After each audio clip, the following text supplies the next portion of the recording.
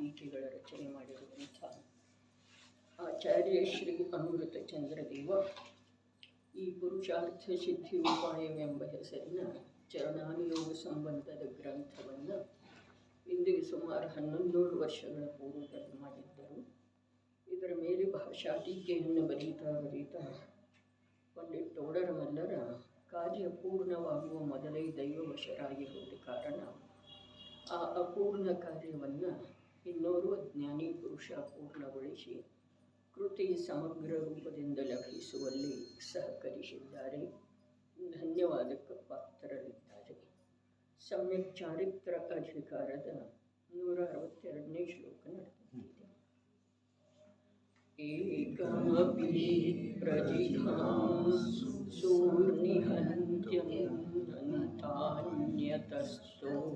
ತಸ್ತತೋ ಅವಶ್ಯಂ ಕರಣೀಯಂ ಅಶೇಷಾಣಾಂ ಪರಿಹರಣಂ ಅನಂತಕಾಯಾನಾಂ.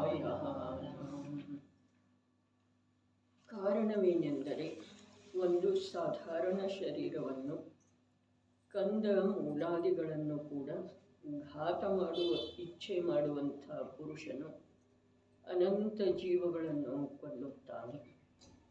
ಆದುದರಿಂದ ಸಂಪೂರ್ಣ ಅನಂತಕಾಯದ ಪರಿತ್ಯಾಗವನ್ನು ಅವಶ್ಯವಾಗಿ ಮಾಡಬೇಕಾಗುವುದು. ಟೀಕೆ. ಏಕಂ ಅಪಿ ಪ್ರಜಿಘಾಂಸುಃ ಅತಃ ಅನಂತಾನಿ ನಿಹಂತಿ ತತಃ ಅಶೇಷಾಣಾಂ ಅನಂತಕಾಯಾನಾಂ ಅವಶ್ಯಂ ಪರಿಹರಣಂ ಕರಣೀಯಂ. ಒಂದು ಕಂದಮೂಲ ಸಂಬಂಧದ ಜೀವವನ್ನು ತಿನ್ನುವ ಇಚ್ಛೆ ಮಾಡುವಂಥ ಗೃಹಸ್ಥನು ಆ ಜೀವದ ಜೊತೆ ಅದರ ಆಶ್ರಯದಿಂದ ಇರುವಂಥ ಸಾಧಾರಣ ಅನಂತ ಜೀವಗಳಿದ್ದು ಅವೆಲ್ಲವೂ ಘಾತ ಮಾಡುತ್ತಿರುವುದರಿಂದ ಸಾಧಾರಣ ಅನಂತಕಾಯವುಳ್ಳ ಎಷ್ಟು ವನಸ್ಪತಿಗಳಿವೆ ಅವೆಲ್ಲವುಗಳ ತ್ಯಾಗವನ್ನು ಅವಶ್ಯವಾಗಿ ಮಾಡಬೇಕಾಗುವುದು. ಕೆಳಗಡೆ ಅಡಿಟಿಪ್ಪಣಿ. ಅವೆಲ್ಲವುಗಳ ತ್ಯಾಗ ಎಂದರೆ ಅವುಗಳ ಸಂಬಂಧದ ರಾಗದ ತ್ಯಾಗವಿದೆ. ಅದು ಕೂಡ ಮಿಥ್ಯಾ ಅಭಿಪ್ರಾಯ ತ್ಯಾಗರೂಪ ಮತ್ತು ಸ್ವಾಶ್ರಯದ ಗ್ರಹಣ ರೂಪದ ಸಮ್ಯಕ್ ದರ್ಶನವಿಲ್ಲದೆ ಯಥಾರ್ಥ ರೀತಿಯಿಂದ ವ್ಯವಹಾರ ತ್ಯಾಗವೆಂದೂ ಹೇಳಲಾಗುವುದಿಲ್ಲ. ಧರ್ಮಾತ್ಮ ಜೀವನು ತ್ರಸ ಹಾಗೂ ಸ್ಥಾವರ ಜೀವದ ಭೇದವನ್ನು ತಿಳಿದುಕೊಳ್ಳಬೇಕಾಗುವುದು. ದ್ವೀಂದ್ರಿಯ ಮೊದಲಾದುವಿಂದ ಪಂಚೇಂದ್ರಿಯದವರೆಗಿನ ಜೀವಗಳನ್ನು ತ್ರಸವೆಂದು ಮತ್ತು ಪೃಥ್ವೀಕಾಯಿಕ, ಜಲಕಾಯಿಕ, ವಾಯುಕಾಯಿಕ, ಅಗ್ನಿಕಾಯಿಕ ಮತ್ತು ವನಸ್ಪತಿಕಾಯಿಕ ಜೀವಗಳನ್ನು ಸ್ಥಾವರವೆಂದು ಹೇಳುತ್ತಾರೆ. ಸ್ಥಾವರ ಜೀವಕ್ಕೆ ಏಕೇಂದ್ರಿಯತನವಿದೆ. ಏನು ಹೇಳಿದರು? ಪಂಚಮಗುಣಸ್ಥಾನಾವರ್ತಿ ಜೀವನಿಗೆ ಸಾಮಾಯಿಕ ಮತ್ತು ಪ್ರೋಷಧೋಪವಾಸದ ರೂಪದಿಂದ ಸಾಧನೆಯಲ್ಲಿ ಬಹಳಷ್ಟು ಮುಂದೆ ಹೋಗಿರುವಂಥ ಗೃಹಸ್ಥ ಜೀವನಿಗೆ ಕಂದಮೂಲ ತ್ಯಾಗದ ಮಾತು ಹೇಳಿದರೆ ಹಾಗಾದರೆ ಇಲ್ಲಿ ಅದರ ಪ್ರಸ್ತಾಪ ಯಾಕೆ ಮಾಡಿದ್ರು ಅಂತಂದ್ರೆ, ಭೋಗ ಮತ್ತು ಉಪಭೋಗದೊಳಗ ಅನೇಕ ಜೀವರುಗಳ ಹಿಂಸೆ ಅನಿವಾರ್ಯ ಇದೆ. ಈ ಭೋಗ ಮತ್ತು ಉಪಭೋಗದ ತ್ಯಾಗದ ಯಾವ ಮಾತನ್ನ ಶ್ರಾವಕನಿಗೆ ಹೇಳಿದರೆ, ಆ ಶ್ರಾವಕ ಭೋಗ ಮತ್ತು ಉಪಭೋಗದ ಕುರಿತಾಗಿ ವಿಪರೀತ ಅಭಿಪ್ರಾಯ ಹೊರಟು ಹೋದ ನಂತರ ಕೂಡ ದೇಹಾತ್ಮ ಬುದ್ಧಿಯ ಅಭಾವ ಆಗಿ ಹೋದ ನಂತರ ಕೂಡ ಅವನಲ್ಲಿ ರಾಗ ಏನು ಇದೆ, ಆ ರಾಗಕ್ಕೆ ಕಾರಣೀಭೂತ ಅಥವಾ ರಾಗದ ನಿಮಿತ್ತದಿಂದ ಹೊರಗಡೆ ಏನೇನಾಗ್ತಿದೆ ಅನ್ನೋದನ್ನು ಹೇಳಿದ್ದಾರೆ. ಈ ಸ್ಥಾವರ ಜೀವ ಮತ್ತು ತ್ರಸ ಜೀವಗಳ ವ್ಯಾಖ್ಯೆಯನ್ನ ಅಡಿ ಟಿಪ್ಪಣಿಯೊಳಗೆ ಮಾಡಿದರು. ತ್ರಸ ಜೀವಗಳದ್ದು ಕೂಡ ಸಂಪೂರ್ಣ ರೂಪದಿಂದ ಹಿಂಸೆಯ ತ್ಯಾಗ ಗೃಹಸ್ಥನಿಗೆ ಸಂಭವಿಯತ್ರಿ. ತ್ರಸ ಜೀವಗಳದ್ದ 2 ಇಂದ್ರಿಯದಿಂದ ಹಿಡಿದು 5 ಇಂದ್ರಿಯದವರೆಗಿನ ಜೀವರುಗಳನ್ನು ತ್ರಸ ಜೀವ ಅಂತ ಹೇಳಿದರು. ಸ್ಥಾವರ ಜೀವ ಪಂಚ ಪ್ರಕಾರದ್ದು ಹೇಳಿದರು. ಪೃಥ್ವಿ ಕಾಯಿಕ, ಜಲಕಾಯಿಕ, ವಾಯು ಕಾಯಿಕ, ಅಗ್ನಿ ಕಾಯಿಕ, ವನಸ್ಪತಿ ಕಾಯಿಕ.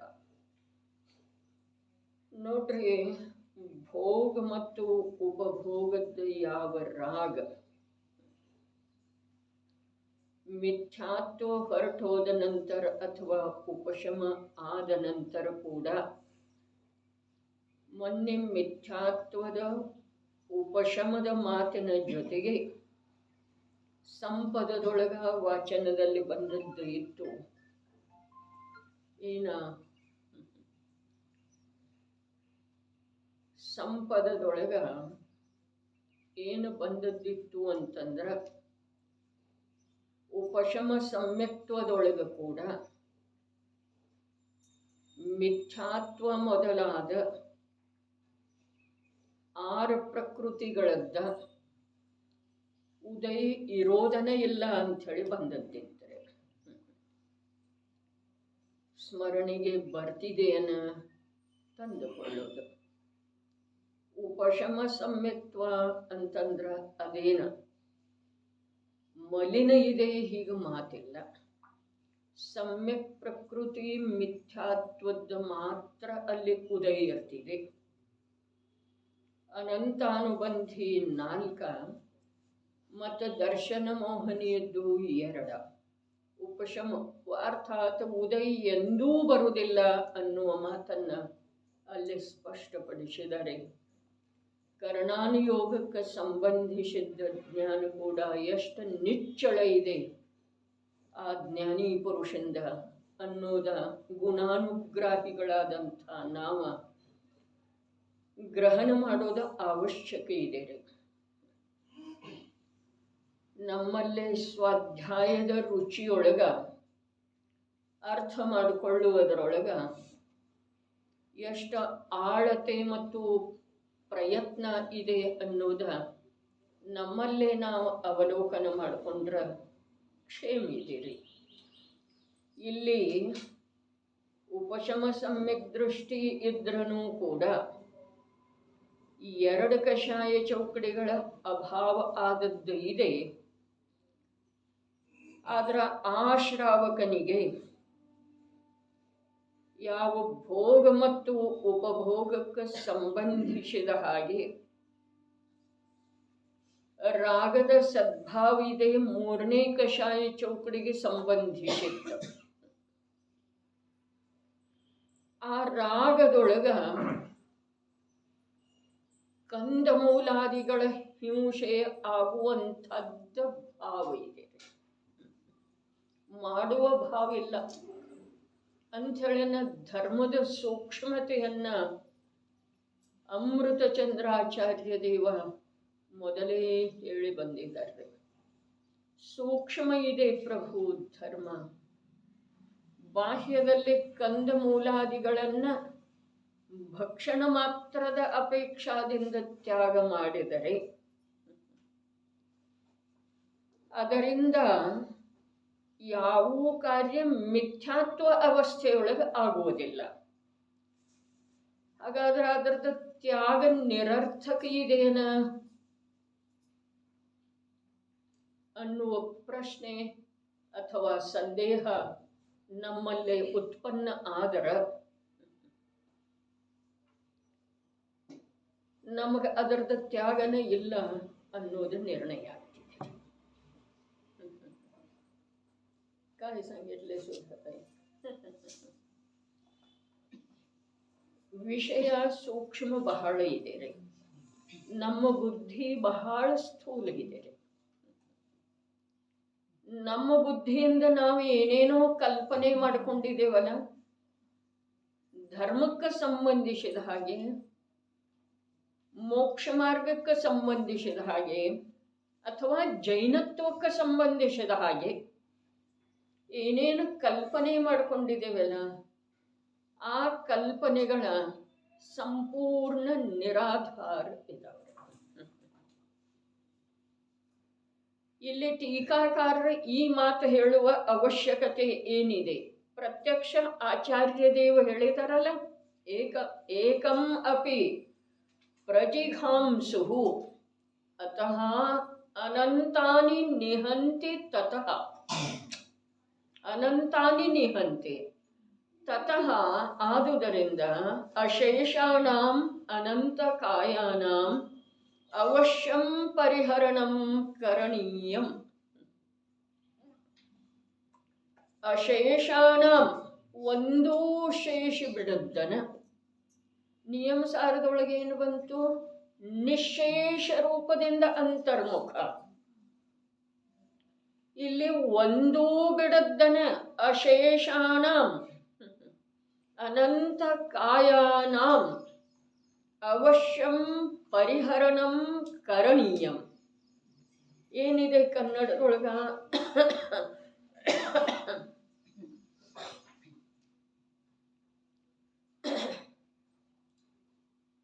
ಒಂದು ಕಂದಮೂಲ ಸಂಬಂಧದ ಜೀವವನ್ನು,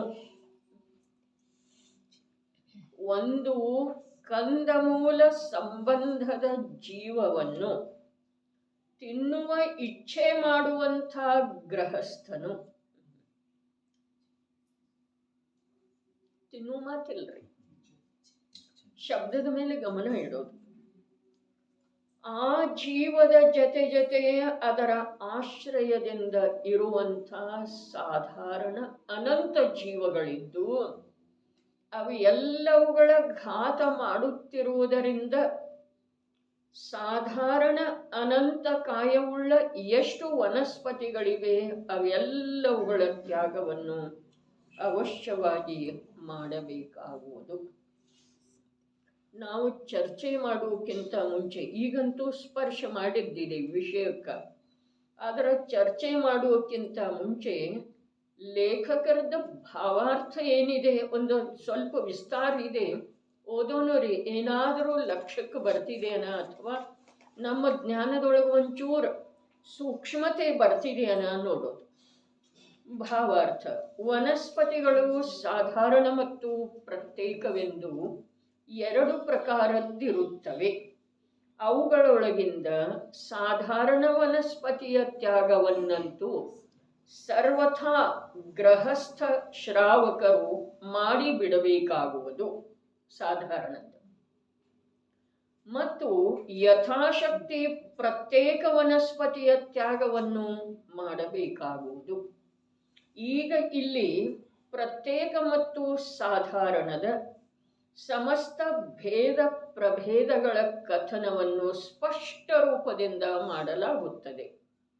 5 ಸ್ಥಾವರಗಳಲ್ಲಿ ಪೃಥ್ವಿಕಾಯ, ಜಲಕಾಯ, ವಾಯುಕಾಯ, ಅಗ್ನಿಕಾಯ ಈ 4ರಲ್ಲಂತೂ ನಿಗೋದದ ಜೀವಗಳಿರುವುದಿಲ್ಲ.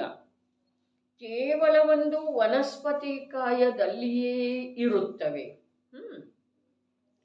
ಅದರಲ್ಲಿ ಪ್ರತ್ಯೇಕ ಮತ್ತು ಸಾಧಾರಣವೆಂದು 2 ಭೇದಗಳಿವೆ. ಯಾವುದರಲ್ಲಿ? ವನಸ್ಪತಿ ಕಾಯದಲ್ಲಿ. ಯಾವ ಶರೀರಕ್ಕೆ ಒಂದೇ ಜೀವದ ಸ್ವಾಮಿತ್ವವಿದೆ ಅದನ್ನು ಸಾಧಾರಣವೆಂದು ಹೇಳುತ್ತಾರೆ. ಪ್ರತ್ಯೇಕದಲ್ಲಿ ಕೂಡ ಸಪ್ರತಿಷ್ಠಿತ ಪ್ರತ್ಯೇಕ ಮತ್ತು ಅಪ್ರತಿಷ್ಠಿತ ಪ್ರತ್ಯೇಕವೆಂದು 2 ಭೇದಗಳಿವೆ. ಯಾವುದು ನಿಗೋದ ಸಹಿತವಿದೆ ಎಂದರೆ ಯಾವ ಶರೀರದ ಸ್ವಾಮಿಯು ಒಂದೇ ಜೀವವಿದೆ ಮತ್ತು ಆ ಶರೀರದ ಆಶ್ರಯದಿಂದ ಅನಂತ ಜೀವಗಳಿರುತ್ತವೆ ಅದನ್ನು ಸಪ್ರತಿಷ್ಠಿತವೆಂದು ಹೇಳುತ್ತಾರೆ. ಯಾವ ಶರೀರದ ಮೂಲ ಸ್ವಾಮಿಯು ಒಂದು ಜೀವವಿದೆ ಮತ್ತು ಅದರ ಆಶ್ರಯದಿಂದ ಅನಂತ ಜೀವಗಳಿರುವುದಿಲ್ಲ ಎಂದರೆ ನಿಗೋಧ ಸಹಿತವಿರುವುದಿಲ್ಲ, ಅದನ್ನು ಅಪ್ರತಿಷ್ಠಿತ ಪ್ರತ್ಯೇಕವೆಂದು ಹೇಳುತ್ತಾರೆ. ಸಾಧಾರಣ ವನಸ್ಪತಿಯ ಲಕ್ಷಣ: ಯಾವುದನ್ನು ತುಂಡರಿಸಿದ ಮೇಲೆ ಸಮಾನ ಭಂಗವಾಗುವುದು. ಅದರ ಎಲೆಗಳಲ್ಲಿ ಎಲ್ಲಿಯವರೆಗೆ ತಂತು ರೇಖೆ ಮತ್ತು ತಂತು ಜಾಲ ಹೊರಡುವುದಿಲ್ಲ, ಅದರ ಮೂಲ ಸ್ಕಂಧ, ಸ್ಕಂಧ ಮೂಲ, ತೊಗಟೆ, ಪರ್ಣ, ಚಿಕ್ಕರೆಂಬೆ, ಹೂವು, ಹಣ್ಣು ಮತ್ತು ಬೀಜದಲ್ಲಿ ಅದನ್ನು ತುಂಡರಿಸುವ ಸಮಯದಲ್ಲಿ ಸಮಾನ ಭಂಗವಾಗಿ ಹೋಗುವುದು. ಅಲ್ಲಿಯವರೆಗೆ ಅದೆಲ್ಲವೂ ಸಾಧಾರಣ ವನಸ್ಪತಿ ಇದೆ. ಮತ್ತು ಯಾವಾಗ ಅವುಗಳಲ್ಲಿ ಸಮಾನ ಭಂಗವಾಗುವುದಿಲ್ಲ, ಆಗ ಅದೇ ವನಸ್ಪತಿಯು ಪ್ರತ್ಯೇಕವಾಗಿ ಹೋಗುತ್ತದೆ. ಒಂದು ವೇಳೆ ಸಾಧಾರಣ ವನಸ್ಪತಿ ಮತ್ತು ಸಪ್ರತಿಷ್ಠಿತ ಪ್ರತ್ಯೇಕ ವನಸ್ಪತಿ ಇವು ಎರಡರಲ್ಲಿ ಅನಂತ ಜೀವಗಳಿದ್ದರೂ ಕೂಡ ಸಾಧಾರಣ ವನಸ್ಪತಿಯ ಶರೀರದಲ್ಲಿ ಎಷ್ಟು ಜೀವಗಳಿವೆ ಅವು ಎಲ್ಲವೂ ಆ ಶರೀರದ ಸ್ವಾಮಿ ಇವೆ ಮತ್ತು ಆ ವನಸ್ಪತಿಯನ್ನು ತುಂಡರಿಸಿದ ಕತ್ತರಿಸಿದ ಮೇಲೆ ಅವೆಲ್ಲ ಜೀವಗಳ ಘಾತವಾಗುತ್ತದೆ. ಮತ್ತು ಸಪ್ರತಿಷ್ಠಿತ ಪ್ರತ್ಯೇಕ ವನಸ್ಪತಿಯ ಒಂದು ಶರೀರದಲ್ಲಿ ಶರೀರದ ಸ್ವಾಮಿಯಂತೂ ಒಂದೇ ಜೀವವಿದೆ, ಆದರೆ ಆ ಶರೀರದ ಆಶ್ರಯದಿಂದ ಅನಂತ ಜೀವಗಳಿವೆ, ಅವೆಲ್ಲವೂ ಸ್ವಾಮಿ ಇಲ್ಲ. ಮತ್ತು ಆ ಶರೀರದ ಸ್ವಾಮಿಯ ಮರಣ ಜೀವನದ ಜೊತೆ ಆ ಸಮಸ್ತ ಜೀವಗಳ ಮರಣ ಜೀವನದ ಯಾವ ಸಂಬಂಧವಿಲ್ಲ. ಇದುವೇ ಅವೆರಡರಲ್ಲಿನ ಭೇದವಿದೆ. ಆದುದರಿಂದ ಗೃಹಸ್ಥ ಶ್ರಾವಕನು ಸಾಧಾರಣ ವನಸ್ಪತಿಯ ಸರ್ವಥಾ ತ್ಯಾಗ ಮಾಡಬೇಕಾಗುವುದು ಮತ್ತು ಸಪ್ರತಿಷ್ಠಿತ ಪ್ರತ್ಯೇಕದ್ದೂ ತ್ಯಾಗ ಮಾಡಬೇಕಾಗುವುದು. ಏಕೆಂದರೆ ಒಂದು ಸಾಧಾರಣ ವನಸ್ಪತಿಯ ಒಂದು ಶರೀರದಲ್ಲಿ ಅನಂತಾನಂತ ಜೀವಗಳಿರುತ್ತವೆ. ಆದುದರಿಂದ ನಾವು ಯಾವಾಗ ಒಂದು ಆಲೂಗಡ್ಡೆಯನ್ನು ತಿನ್ನುತ್ತೇವೆ ಆಗ ಅನಂತಾನಂತ ಜೀವಗಳ ಘಾತ ಮಾಡುತ್ತೇವೆ. ಈಗ ಇಲ್ಲಿ ಒಂದು ಸಾಧಾರಣ ವನಸ್ಪತಿಯ ವಿಚಾರ ಮಾಡಲಾಗುತ್ತದೆ. ಇದು ಬಹಳ ಭಯಾನಕಿದೆ. ಹೇಗೆಂದರೆ ಒಂದು ಆಲೂಗಡ್ಡೆ ಅಥವಾ ಹಸಿಯ ಶುಂಠಿ ಇತ್ಯಾದಿ ಸಾಧಾರಣ ವನಸ್ಪತಿಯ ವಿಚಾರ ಮಾಡಿದರೆ ಅದರಲ್ಲಿ ಲೋಕದ ಎಷ್ಟು ಪ್ರದೇಶಗಳಿವೆ ಅವುಗಳಿಂದ ಅಸಂಖ್ಯಾತ ಗುಣಿತವಾಗಿ ಶರೀರಗಳಿವೆ. ಶರೀರದವರೇ ಲೋಕದ ಪ್ರದೇಶ ಎಷ್ಟದವಲ್ಲ ಅದರ ಅಸಂಖ್ಯಾತ ಗುಣಿತ ಶರೀರದವರೇ. ಆ ಸಮಸ್ತ ಶರೀರಗಳ ಪಿಂಡವನ್ನು ಸ್ಕಂಧವೆಂದು ಹೇಳುತ್ತಾರೆ. ಇಲ್ಲಿ ಪುದ್ಗಲದ ಸ್ಕಂಧದ ಮಾತು ಹೇಳ್ತಾರಲ್ಲ ಅದಲ್ರಿ, ಇಲ್ಲಿ ಪರಮಾಣು ಸ್ಕಂಧದ ಭೇದಿದೆಯಲ್ಲ ಅದಲ್ಲ, ಸ್ಕಂಧವೆಂದು ಹೇಳುತ್ತಾರೆ. ತಮ್ಮದು ಒಂದು ಶರೀರವಿರುವಂತೆ ಮತ್ತು ಆ ಒಂದು ಸ್ಕಂಧದಲ್ಲಿ ಅಸಂಖ್ಯಾತ ಲೋಕ ಪ್ರಮಾಣ ಅಂಡಕೋಶಗಳಿವೆ. ಇದರ ಸ್ಪಷ್ಟೀಕರಣ: ತಮ್ಮ ಶರೀರದಲ್ಲಿ ಕೈ ಕಾಲು ಮೊದಲಾದ ಉಪಾಂಗಗಳಿರುವಂತೆ ಮತ್ತು ಒಂದು ಅಂಡಕೋಶದಲ್ಲಿ ಅಸಂಖ್ಯಾತ ಲೋಕ ಪ್ರಮಾಣ ಪುಲವಿಗಳಿವೆ, ಎಂದರೆ ತಮ್ಮ ಕೈಯಲ್ಲಿ ಬೆರಳುಗಳಿರುವಂತೆ ಮತ್ತು ಒಂದು ಪುಲವಿಯಲ್ಲಿ ಅಸಂಖ್ಯಾತ ಲೋಕ ಪ್ರಮಾಣ ಆವಾಸಗಳಿವೆ, ಒಂದು ಬೆರಳಿನಲ್ಲಿ 3 ಗಣಿಕೆಗಳಿರುವಂತೆ ಮತ್ತು ಒಂದು ಆವಾಸದಲ್ಲಿ ಅಸಂಖ್ಯಾತ ಲೋಕ ಪ್ರಮಾಣ ನಿಗೋಧ ಶರೀರಗಳಿವೆ. ಹೇಗೆ ಒಂದು ಗಣಿಕೆಯಲ್ಲಿ ಅನೇಕ ರೇಖೆಗಳಿರುವಂತೆ ಮತ್ತು ಒಂದು ನಿಗೋದ ಶರೀರದಲ್ಲಿ ಸಿದ್ಧರಾಶಿಯಿಂದ ಎಂದರೆ ಮುಕ್ತಾತ್ಮರುಗಳಿಂದ ಅನಂತ ಗುಣಿತ ಜೀವಗಳಿವೆ. ಎಂದರೆ ಸಿದ್ಧಾಲಯದಲ್ಲಿ ಯಾವ ಅನಂತ ಸಿದ್ಧ ಜೀವರುಗಳು ವಿರಾಜಮಾನರಿದ್ದಾರೆ ಅವರಿಂದಲೂ ಕೂಡ ಅನಂತ ಗುಣಿತ ಜೀವಗಳು ಒಂದು ನಿಗೋದ ಶರೀರದಲ್ಲಿವೆ. ಎಂದರೆ ಒಂದು ಬೆರಳಿನ ರೇಖೆಯಲ್ಲಿ ಅಸಂಖ್ಯಾತ ಪ್ರದೇಶಗಳಿರುವಂತೆ. ಈ ಪ್ರಕಾರ ಒಂದು ಆಲೂಗಡ್ಡೆ ಅಥವಾ ಹಸಿಯ ಶುಂಠಿ ಇತ್ಯಾದಿಗಳ ಒಂದು ತುಂಡಿನಲ್ಲಿ ಅನಂತಾನಂತ ಜೀವಗಳಿರುತ್ತವೆ. ಆದುದರಿಂದ ಇಂಥ ವನಸ್ಪತಿಗಳ ತ್ಯಾಗವನ್ನು ಶೀಘ್ರವಾಗಿಯೇ ಮಾಡಬೇಕಾಗುವುದು. ಯಾರಿಗೆ ಹೇಳಿದರೀಗ? ಯಾರಿಗೆ ಹೇಳಿದರೆ? ಪಂಚಮ ಗುಣಸ್ಥಾನಾವರ್ತಿ ಶ್ರಾವಕನಿಗೆ. ಯಾವುದರ ಸಲುವಾಗಿ ಇದನ್ನೆಲ್ಲ ಹೇಳಿದರು? ಮೂಲ ಮಾತು ಒಂದೇ ಇದೆ.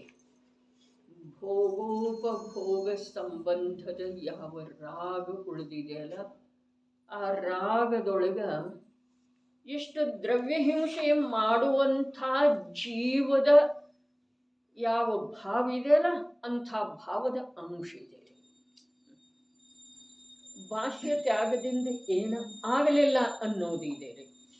ಬಾಹ್ಯ ತ್ಯಾಗದ ಮಾತನ್ನ ತಿಳಿಸಿಕೊಟ್ರು, ಆದ್ರೆ ಅಲ್ಲಿರುವಂಥ ರಾಗದ ಜಾತಿಯನ್ನು ಹೇಳಿದ್ದಾರೆ. ತಿಳಿಸಿಕೊಟ್ರೆ ಯಾವುದ ಮೂಲಕ? ಬಾಹ್ಯ ತ್ಯಾಗದ ಮೂಲಕರೇ. ಈ ಕಂದಮೂಲದ ಬಗ್ಗೆ ಜೈನರಿಗೆ ತ್ಯಾಗ ಬುದ್ಧಿ ಇದೆ ಅಲ್ಲ, ಇದೆ. ತ್ಯಾಗ ಬುದ್ಧಿ ಇದೆ, ಗ್ರಹಣ ಮಾಡುವ ಭಾವ ಇಲ್ಲ. ಆ ಪ್ರಕಾರ ಇಲ್ಲಿ ಯಾವ ಪಂಚಮ ಗುಣಸ್ಥಾನಾವರ್ತಿ ಗೃಹಸ್ಥ ಶ್ರಾವಕದನಲ್ಲ, ಅವನಲ್ಲಿ ಮಿಥ್ಯಾತ್ವದ ಅಭಾವಪೂರ್ವಕ 2 ಕಷಾಯಿ ಚೌಕಡಿ ಹೊರಟೋದ ನಂತರ ಕೂಡ ಭೋಗ ಉಪಭೋಗ ಸಂಬಂಧದ ರಾಗ ಉಳ್ಕೊಂಡಿದೆಯಲ್ಲ, ಆ ರಾಗದೊಳಗ ಇಲ್ಲಿ ಈ ಏನು ಹಿಂಸೆ ಮಾಡ್ತಾ ಇದ್ದಾನೆ ದ್ರವ್ಯ ಹಿಂಸೆ, ಅವನ ಆ ದ್ರವ್ಯ ಹಿಂಸೆಯ ಪ್ರಮಾಣದೊಳಗ ಯಾವ ಪ್ರಕಾರದ ವ್ಯತ್ಯಾಸ ಇಲ್ಲ. ತಿಳಿಲಿಲ್ಲಂದ್ರೆ ಸ್ವಲ್ಪ ಕಠಿಣ ಇದೆ. ನಮಗೆ ಇದೆಲ್ಲ ಹೇಳಿದ ನಂತರ ಬಹಳ ಸುಲಭ ಅನಿಸ್ತಿದೆ, ನಾವಂತೂ ಬಿಟ್ಟಿದ್ದೇವನ್ನ ಇದನ್ನ. ಕಂದಮೂಲದ ಭಕ್ಷಣ ನಾವಂತೂ ಮಾಡ್ತಾನೆ ಇಲ್ಲ, ನಮಗನ್ನಿಸ್ತಿದೆ. ಆದರೆ ಈ ಪಂಚಮಗುಣ ಸ್ಥಾನಾವರ್ತಿ ಶ್ರಾವಕ ಅವನದ ಭೂಮಿಕಾ ಎಷ್ಟು ಉಚ್ಚ ಇದೆ. ಪ್ರೋಷಧದ ಸಮಯದೊಳಗ ಮಹಾವ್ರತದ ಹಾಗೆನ ಅವನ ಪರಿಣಾಮ ಇದಾವೆ. ಅರ್ಥಾತ್ ಪಂಚ ಪಾಪ ಮತ್ತು ಸಕಲ ಆರಂಭದ ತ್ಯಾಗ ಇದೆ ಅವನಿಗೆ ಪೂರ್ಣ ರೂಪದಿಂದ. ಅಂಥ ಶ್ರಾವಕನಿಗೆ ಇನ್ನೂ ಭೋಗ ಉಪಭೋಗ ಸಂಬಂಧದ ರಾಗ ಉಳ್ಕೊಂಡಿರುವುದರಿಂದ ಗೃಹಸ್ಥಾವಸ್ಥೆಯಲ್ಲಿ ಇದ್ದಾನೆ. ಹಾಗಾದ್ರೆ ಆ ರಾಗದೊಳಗೆ ಏನಿದೆ ಅಂತಂದ್ರ ಈ ಎಲ್ಲ ಜೀವಗಳ ಎಷ್ಟು ಒಂದು ಕಂದ ಮೂಲದೊಳಗದವಲ್ಲ, ಅವುಗಳ ಭಕ್ಷಣೆ ಮಾಡುವುದರಿಂದ ಯಾವ ದ್ರವ್ಯ ಹಿಂಸೆ ಆಗ್ತಿದೆಯಲ್ಲ ಅಂಥದ್ದೇ ಜಾತಿಯ ಅಲ್ಲಿ ಭಾವ ಹಿಂಸೆ ಆಗ್ತಾ ಇದೆ. ಇಲ್ಲಿ ದ್ರವ್ಯ ಹಿಂಸೆ ಮತ್ತು ಒಂದು ಮಾತು ಹೇಳಿದ್ದಾರೆ ಮೊದಲು, ಎಲ್ಲಿ ಟೀಕಾದೊಳಗೆ ಹೇಳಿದ್ದಾರೆ. ನಡೀರಿ ಒಂದು ಸ್ವಲ್ಪ ಮತ್ತೆ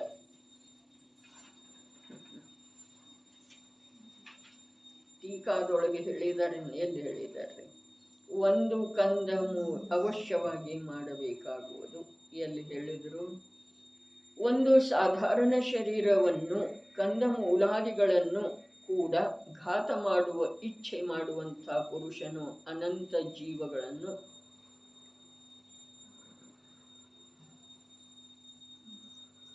ಕೆಳಗೆ ಹೇಳಿದ್ದಾರೆ ಅಡಿ ಟಿಪ್ಪಣಿ ಒಳಗ.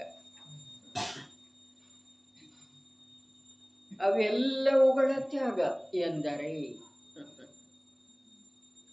ಅವುಗಳ ಸಂಬಂಧದ ರಾಗದ ತ್ಯಾಗವಿದೆ. ಅವೆಲ್ಲವುಗಳ ತ್ಯಾಗ ಯಾವೆಲ್ಲವುಗಳ? ಅನಂತಕಾಯ ಹೇಳಿದ್ರಲ್ಲ ಅಲ್ಲಿ ಮೇಲೆ, ಸಾಧಾರಣ ಅನಂತಕಾಯವುಳ್ಳ ಎಷ್ಟು ವನಸ್ಪತಿಗಳಿವೆ ಅವೆಲ್ಲವುಗಳ ತ್ಯಾಗ ಎಂದರೆ ಅವುಗಳ ಸಂಬಂಧದ ರಾಗದ ತ್ಯಾಗವಿದೆ. ಹಾಗಾದ್ರೆ ಭೋಗ ಉಪಭೋಗದ ರಾಗ ಏನಿದೆ ಅಲ್ಲ, ಅದರ ಜಾತಿ ಇಂಥದ್ದನ್ನು ಇಟ್ಟಿದೆ.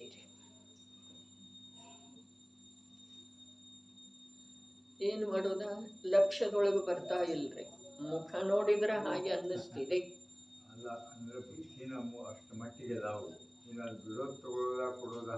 ಬಹಳ ದೂರದ ಮಾತಿದೆ ರೀ ಅಣ್ಣ.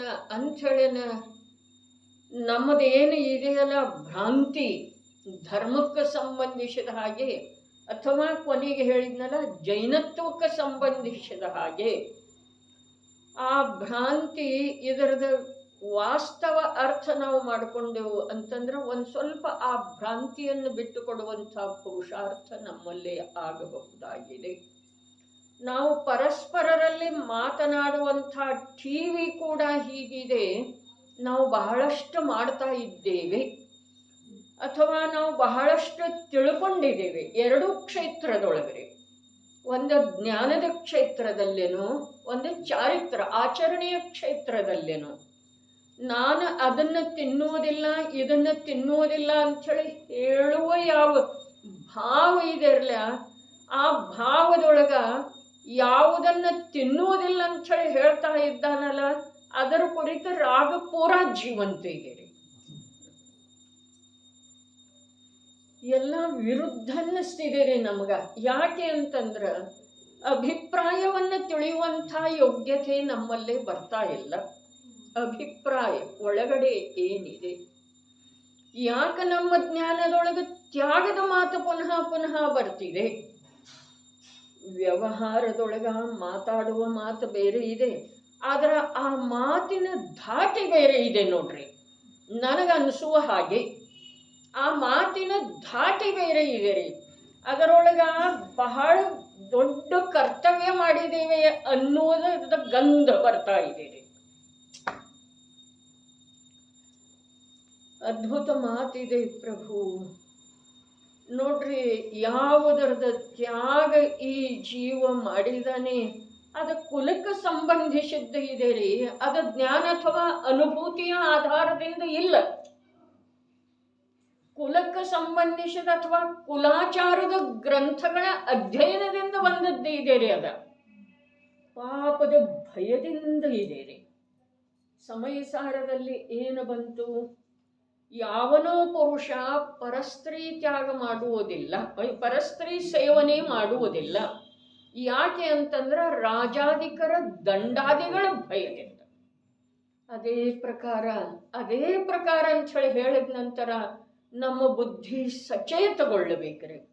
ಅದೇ ಪ್ರಕಾರ ಈ ಯಾವ ಕಂದಮೂಲ ಅಥವಾ ಯಾವುದನ್ನ ಮಿಥ್ಯಾದೃಷ್ಟಿ ಈ ಜೀವ ತ್ಯಾಗ ಮಾಡ್ತಾನಲ್ಲ, ಅವನ್ ನರಕಾದಿಗಳ ಭಯದಿಂದ ತ್ಯಾಗ ಮಾಡ್ತಾನೆ. ಪಾಪ ಆಗ್ತಿದೆ, ಇಷ್ಟು ಜೀವಗಳ ಹಿಂಸೆ ಆಗ್ತಿದೆ, ಹಾಗಾದ್ರೆ ನಾನು ನರಕಕ್ಕೆ ಹೋಗಬೇಕಾಗೋದು, ಅದಕ್ಕೆ ತ್ಯಾಗ ಮಾಡ್ತಾನೆ.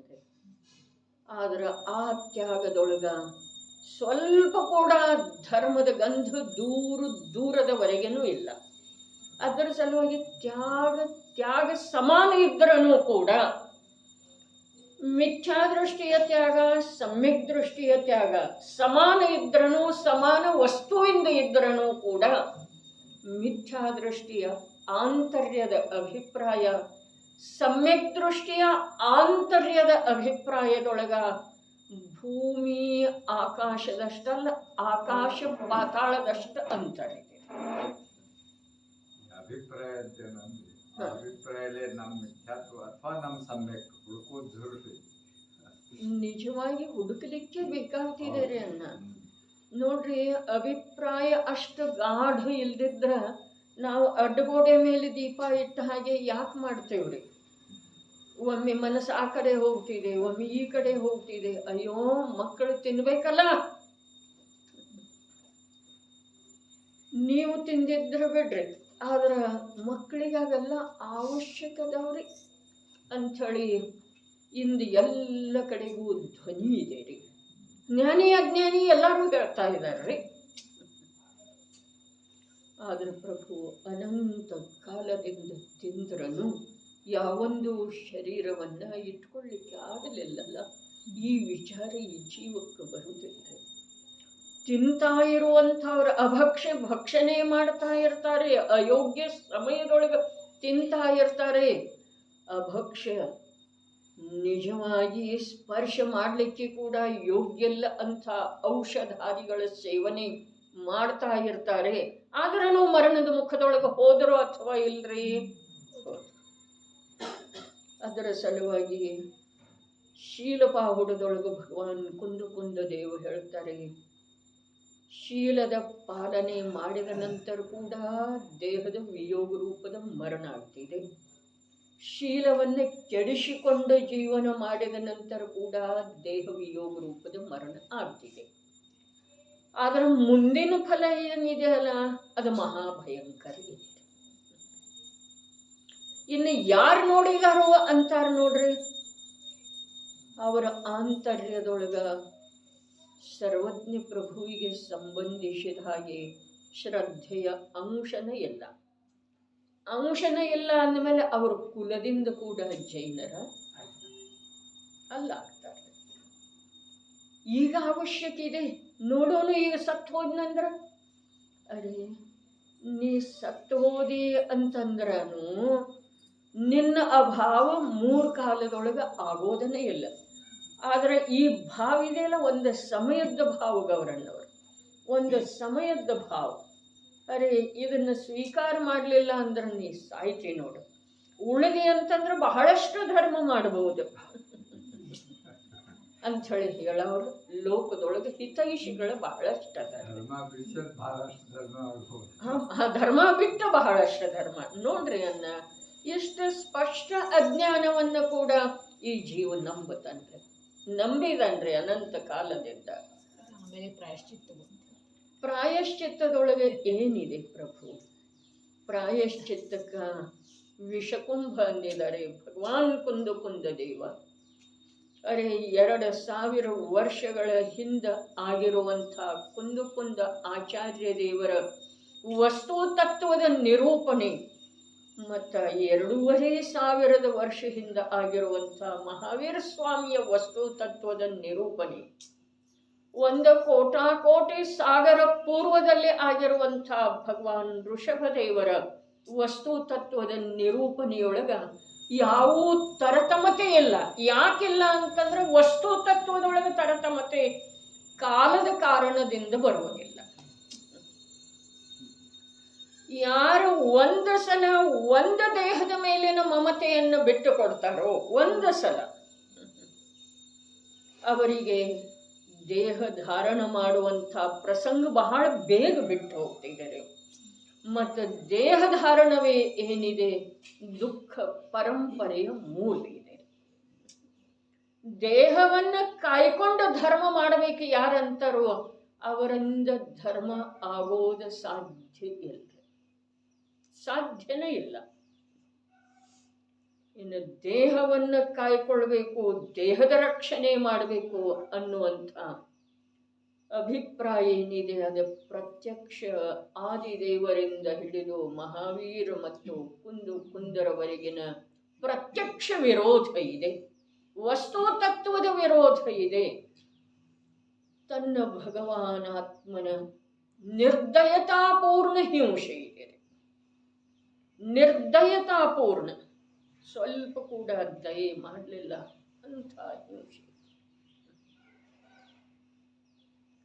ಜೀವನ ಯಾವುದರೊಳಗೆ ಹೋಗಿದೆಯೋ ಹೋಗಿರಲಿ, ಆದರೆ ಈ ವರ್ತಮಾನ ಸಮಯದೊಳಗ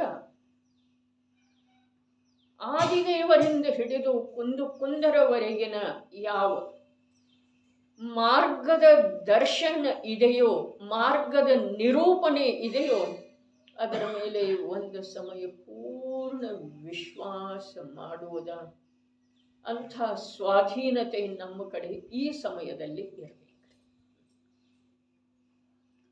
ಈ ಅಭಕ್ಷ್ಯ ಭಕ್ಷಣದ್ದೇನು ವಿಸ್ತೃತವಾದಂಥ ಚರ್ಚೆ ಚರಣಾನುಯೋಗದೊಳಗೆ ಇದೆಯಲ್ಲ, ಆ ವಿಸ್ತೃತವಾದಂಥ ಚರ್ಚೆ ಲಕ್ಷ್ಯದೊಳಗೆ ಇಟ್ಕೊಂಡು ಇದನ್ನು ತ್ಯಾಗ ಅದನ್ನು ತ್ಯಾಗ, ಇದರಲ್ಲಿ ಈ ಪ್ರಕಾರದ ಹಿಂಸೆ ಇದೆ, ಈ ಪ್ರಕಾರದ ಹಿಂಸೆ ಇದೆ. ಇದು ಗಣಿತ ಎಷ್ಟು ಮಾಡೋದ್ರಿ? ಈಗ ಓದಿತ್ತಲ್ಲ ಭಾವಾರ್ಥ, 1 ಪೇಜ್ 1.5 ಪೇಜ್ ಇದ್ದ, ಅದರೊಳಗನ ನಮಗೆ ತಿಳಿಯಿತು. ಅರೆ ರೀ, ಏನೇನು ಹೇಳಿದ್ರು ಅಸಂಖ್ಯಾತ ಲೋಕ ಪ್ರಮಾಣ ಪ್ರದೇಶ, ಅಸಂಖ್ಯಾತ ಲೋಕದ ಪ್ರದೇಶ ಏನದವು, ಆ ಒಂದೊಂದು ಪ್ರದೇಶದ ಅಸಂಖ್ಯ ಗುಣಿತ ಒಂದೊಂದು ಆ ಸ್ಕಂಧದೊಳಗೆ ಜೀವದವು, ಅವುಗಳನ್ನು ಮತ್ತೆ ವಿಭಾಗ ಮಾಡಿ ಹೇಳಿದರು.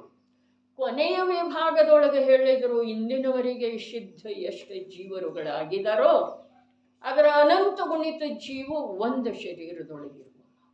ಹಾಗಾದ್ರೆ ಇದನ್ನೆಲ್ಲ ಲಕ್ಷ್ಯದೊಳಗೆ ಇಟ್ಕೊಂಡ ಯಾವ್ಯಾವುದನ್ನ ಎಷ್ಟೆಷ್ಟು ಕ್ರಮದಿಂದ ತ್ಯಾಗ ಮಾಡುವುದ, ಈ ಮಾತಿನ ಸಲುವಾಗಿ ಇಲ್ಲ ಚರಣಾನುಯೋಗ. ಚರಣಾನುಯೋಗದ ಮೂಲ ಮಾತ ನಿಜ ಶುದ್ಧಾತ್ಮ ಇದ್ದಾನೆ.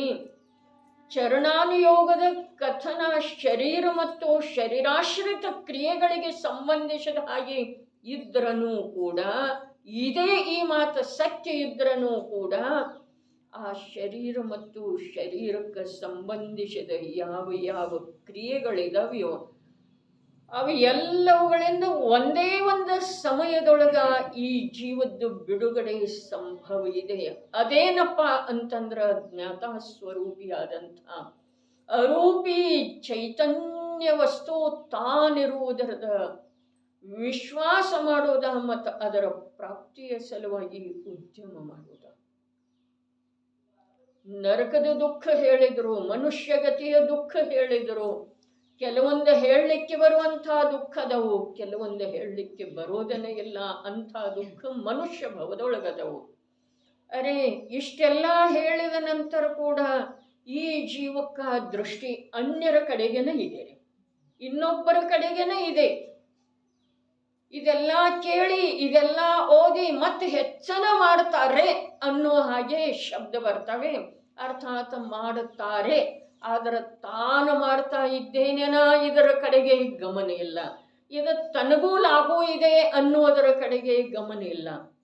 ಅರೆ, ಯಾರ್ದ ಆ ಕಡೆ ಗಮನ ಇದೆಯೋ ಅವರ ಆ ದಿಕ್ಕಿನಿಂದ ಪುರುಷಾರ್ಥ ಮೌನ ಇದ್ದುಕೊಂಡು ಮಾಡ್ತಾ ಇರ್ತಾರೆ.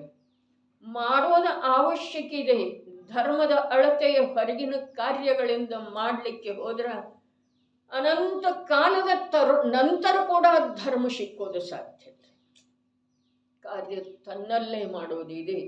ಇದು ಕೇಳಲಿಕ್ಕೆ ಓದಲಿಕ್ಕೆ ಸಿಗ್ತಾ ಇದೆಯಲ್ಲ, ಗ್ರಂಥ ಉಪಲಬ್ಧ ಇದೆಯಲ್ಲ, ಅದನ್ನು ತಿಳ್ಕೊಳ್ಳುವಂಥ ಜ್ಞಾನ ಪ್ರಗಟ ಇದೆಯಲ್ಲ, ಇದರಂಥ ಭಾಗ್ಯ, ಇದರಂಥ ವೈಭವ, ಇದರಂಥ ಆಸ್ತಿ, ಇದರಂಥ ಒಂದು ಅಧಿಕಾರ ಈ ಜೀವಕ್ಕೆ ಅನಂತ ಕಾಲದೊಳಗೆ ಸಿಕ್ಕಿಲ್ಲ.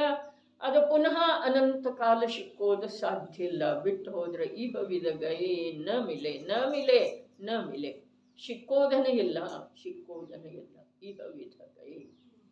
ಯಾರಿಗೆ ಯಾರು ಹೇಳುವ ಮಾತಿಲ್ಲ, ನಾನು ತಮಗೆ ಹೇಳ್ತಾನೆ ಇಲ್ಲ, ನೀವು ನನ್ನ ಕಡೆಗೆ ನೋಡುವ ಅವಶ್ಯಕತೆನೇ ಇಲ್ಲ.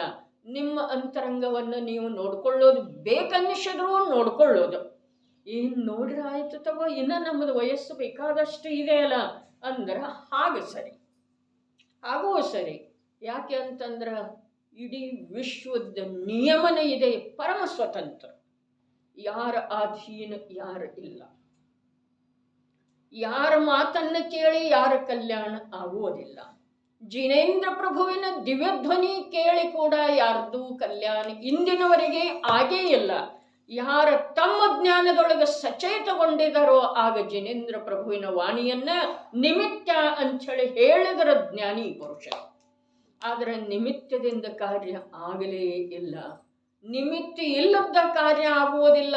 ಇದರ ಅರ್ಥ ನಿಮಿತ್ತದಿಂದ ಕಾರ್ಯ ಆಗ್ತಿದೆ ಅನ್ನೋದು ಸರ್ವಥಾ ಇಲ್ಲ ಅಂಥೇಳಿ ಮೊನ್ನೆ ದಿವಸ ಬಂದದ್ದು ಇತ್ತು ಸಂಪದದೊಳಗೆ.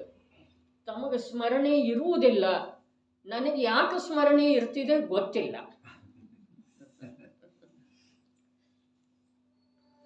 ನಿಮಿತ್ತ ಇಲ್ಲದ ಕಾರ್ಯ ಆಗುವುದಿಲ್ಲ ಅನ್ನುವ ಶಾಸ್ತ್ರವಚನದ ತಾತ್ಪರ್ಯ ನಿಮಿತ್ತದಿಂದ ಕಾರ್ಯ ಆಗ್ತಿದೆ ಅನ್ನೋದು ಸರ್ವಥಾ ಇಲ್ಲ. ಎದೆಯಲ್ಲಿ ಹೊಡೆದ ಹಾಗೆ ಶಬ್ದ ರೀ. ಆದ್ರೆ ಆ ಶಬ್ದಗಳು ನಮ್ಮ ಮೇಲೆ ಪ್ರಭಾವ ಯಾಕೆ ಬೀರುವುದಿಲ್ಲ ಅಂತಂದ್ರೆ ನಮ್ಮ ಹೃದಯ ವಜ್ರದ್ದಾಗಿದೆ ರೀ, ವಜ್ರದ್ದಾಗಿದೆ. ಅದರಲ್ಲಿ ಎಲ್ಲ ವಿಕಾರ ರೂಪದ ಮಹಾಸರ್ಪಗಳ, ಕೃಷ್ಣ ಸರ್ಪಗಳ ವಾಸ ಮಾಡುವಂಥ ವಜ್ರದ ಕೋಟೆ ಆಗಿದೆ. ಹೀಗಾಗಿ ಜಿನೇಂದ್ರ ಪ್ರಭುವಿನ ವಚನ ರೂಪದ ಅಮೃತ ಬಿಂದು ಅಲ್ಲಿ ಪ್ರವೇಶ ಮಾಡ್ತಾ ಇಲ್ಲ.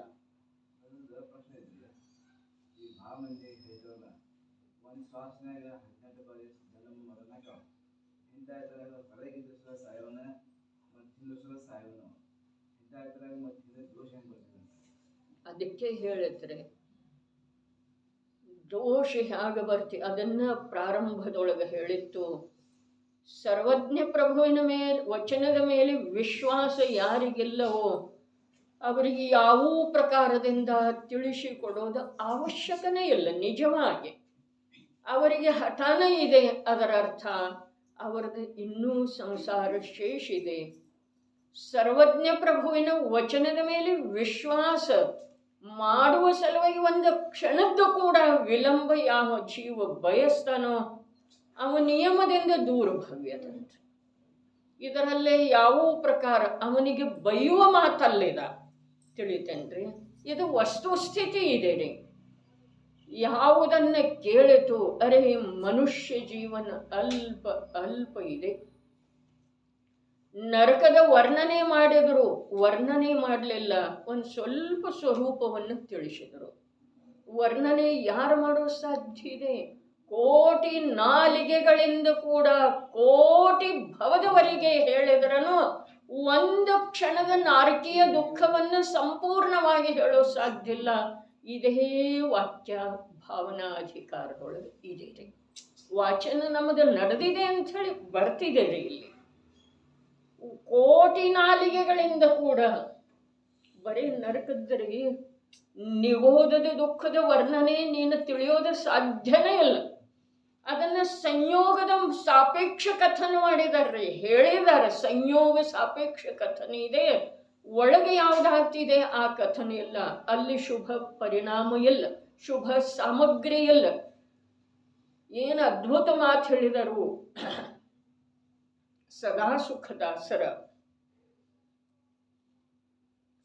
ಶುಭ, ನಾನು ಈ ಪ್ರಕಾರದ ಕಾರ್ಯ ಮಾಡಬಾರ್ದು ಅಂಥೇಳಿ ಆ ಜೀವರುಗಳಿಗೆ ಪರಿಣಾಮನ ಆಗುವುದಿಲ್ಲ. ಒಂದು ಮಾತು ಅಂಥ ಸಾಮಗ್ರಿ ಇಲ್ಲ. ಒಂದು ಕ್ಷಣ ಏನಾದರೂ ಯಾವನೋ ಜೀವ ಯಾವ ಸಮ್ಯಕ್ ದೃಷ್ಟಿ ಜೀವ ವಿಜಯಬಾಯಿ ಓದೋದು ಸಂಸಾರ ಭಾವನೆ ಓದ್ರಿ. ದ್ವಾದಶ ಭಾವನೆ ಇದೆಯಲ್ಲ, ಅದರೊಳಗೆ ಸಂಸಾರ ಭಾವನೆ ಅಷ್ಟೇ ಓದ್ರಿ. ನಿಜವಾಗಿನ ಸಂಸಾರದಿಂದ ಕ್ಷಣಕಾಲರೇ ತಮ್ಮ ತಮ್ಮ ಭವಿತವ್ಯ ಅಥವಾ ಭಾಗ್ಯ ಆಗಿದೆ, ಅಷ್ಟು ಕಾಲ ವೈರಾಗ್ಯ ಆಗ್ತಿದೆ. ಕ್ಷಣಕಾಲರೇ ಅಂಥೇಳಿ ಹೇಳಿದೆನ್ನ. ತಮ್ಮ ತಮ್ಮ ಭಾಗ್ಯ ಎಷ್ಟಿದೆ, ನನಗಂತೂ ಭಾಗ್ಯ ಅನ್ನಿಸ್ತಾ ಇದೆ ಅಂಥೇಳಿನ ಒಂದೊಂದು ವಾಕ್ಯ ಬುದ್ಧಿಯೊಳಗೆ ಸ್ಥಿರ ಆಗಿದವು. ನಿನ್ನೆನ ಓದಿದ್ದೀರಿ. ಸಮ್ಯಕ್ ದೃಷ್ಟಿ ಜೀವರಿ. ಶ್ರೇಣಿಕ ಮಹಾರಾಜ ಅದನ್ನಲ್ಲ ನರಕದಲ್ಲಿ. ಈಗ ಸಮ್ಯಕ್ ದರ್ಶನ ಪ್ರಾಪ್ತ, ಇಲ್ಲಿಂದ ಸಮ್ಯಕ್ ದರ್ಶನ ತಗೊಂಡೋಗಿದ್ದಾನೆ. ಅಲ್ಲಿ ಕೂಡ ಸಮ್ಯಕ್ ದರ್ಶನ ಆಗುವ ವಿಧಿ ಹೇಳಿದ್ದಾರೆ.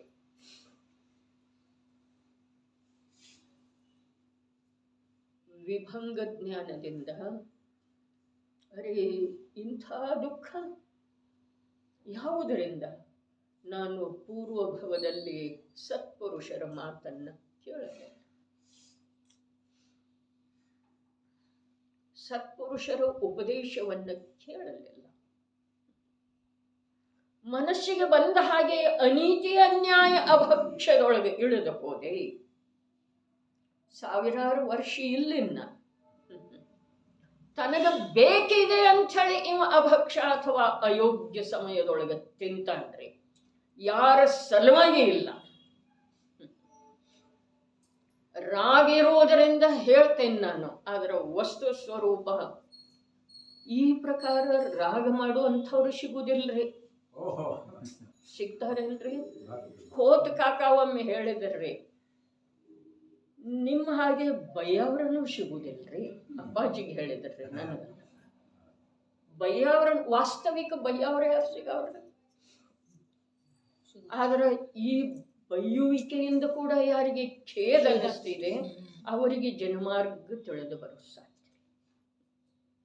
ಅಲ್ಲಿ ಹೇಳ್ತಾರ್ರಿ ಮಾತು, ಅಲ್ಲೇ ಮಾತು. ಈಗ ಹೋಗಿ ಓದೋದು ಸಂಸಾರ ಭಾವನೆ ಹೂಡಿಕೆ ದ್ವಾದಶ ಧರ್ಮ ಏನದ ಧರ್ಮ ಧ್ಯಾನದೊಳಗ ದ್ವಾದಶ ಅನುಪ್ರೇಕ್ಷೆಗಳ ಸ್ವರೂಪದೊಳಗ ಅನಿತ್ಯ ಶರಣ ಆದ ನಂತರ ಸಂಸಾರ ಭಾವನೆ ಇದೆ.